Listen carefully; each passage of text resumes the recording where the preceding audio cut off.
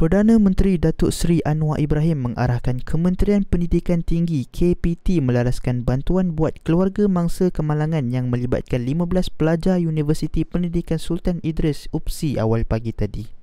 Menerusi perkongsian di Facebook, katanya musibah menyayat hati sebegini menjadi pengajaran buat semua agar sentiasa berhati-hati dan usah terburu-buru mengejar destinasi.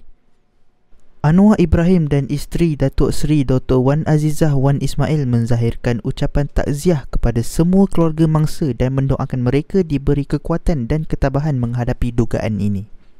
Dilaporkan, sebuah bas yang membawa pelajar UPSI terlibat dalam kemalangan dengan sebuah kenderaan di Jalan Raya Timur Barat JRTB Banon Gerik.